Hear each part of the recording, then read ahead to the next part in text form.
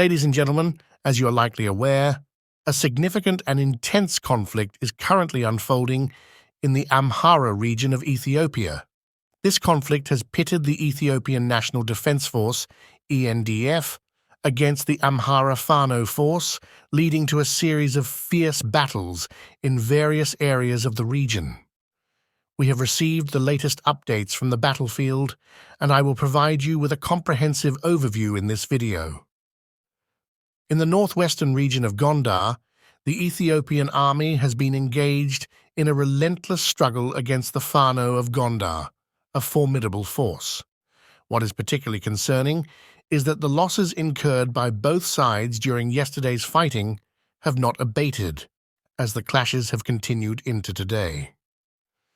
As reported by the Fano forces, the epicenter of this conflict lies in a specific area, which has been divided into 3 distinct zones.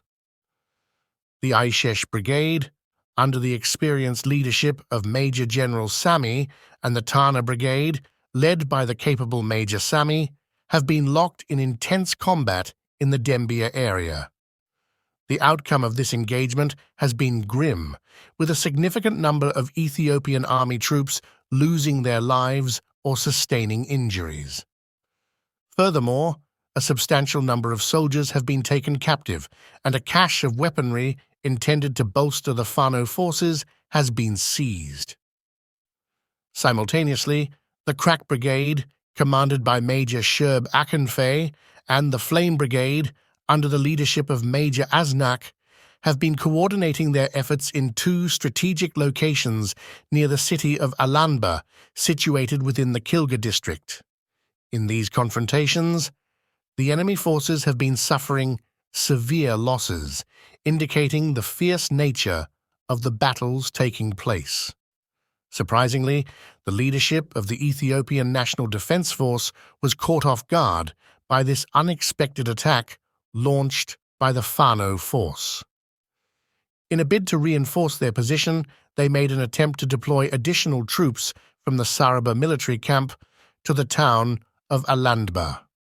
However, it has been reported that the local civilian population, specifically the Kamant residents in the area, took a stand by opening fire on the Ethiopian army.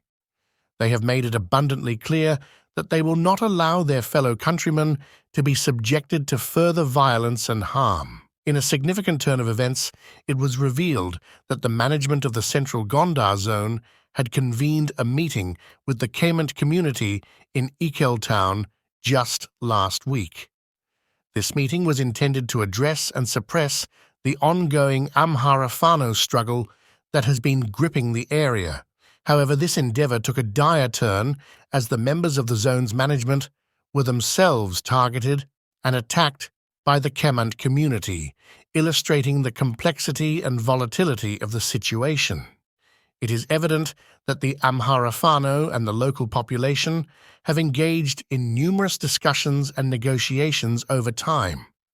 These collective efforts are now yielding tangible results as the entire community has come together with a shared objective: to challenge and weaken the presence and influence of the Ethiopian army in the region.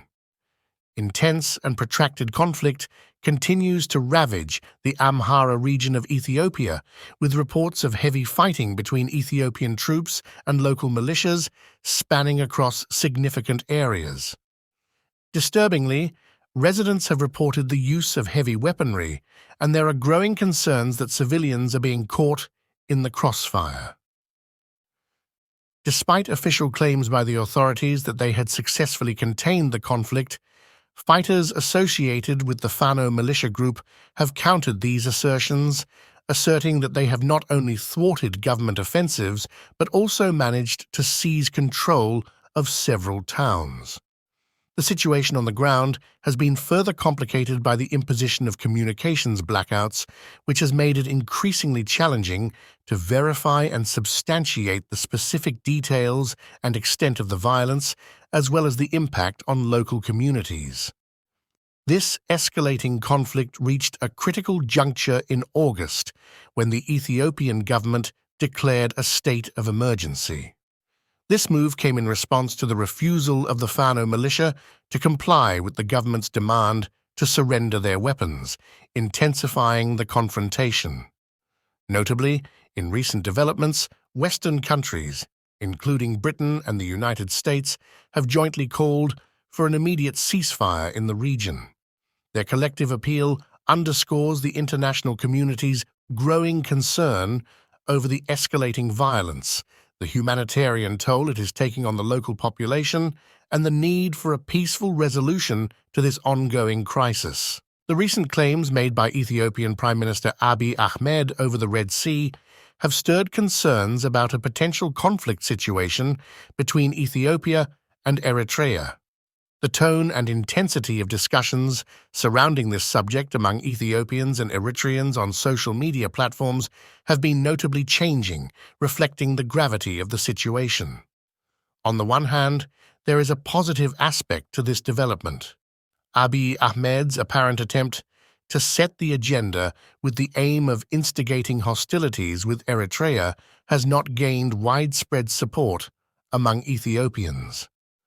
The majority view it as a political strategy intended to address the growing legitimacy crisis faced by his government.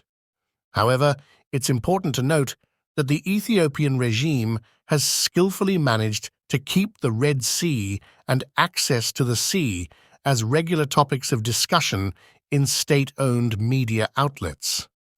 This concerted effort has not only amplified the voices of ruling party cadres, but has also involved the engagement of paid social media influencers with links to the region. This situation underscores the complexity of the issue and the potential consequences it may have on the stability of the region. The Red Sea has long been a subject of geopolitical significance and contention, and any escalation of tensions could have far-reaching implications. It is crucial to monitor these developments closely and continue to engage in diplomatic efforts to prevent the situation from deteriorating further. As conversations and debates surrounding this issue persist, it remains to be seen how the Ethiopian government's narrative and its implications will evolve, and whether diplomatic solutions can be sought to address the concerns raised by the claims over the Red Sea. The regional and international community will likely play a crucial role in mitigating potential conflicts and facilitating peaceful resolutions to such complex disputes.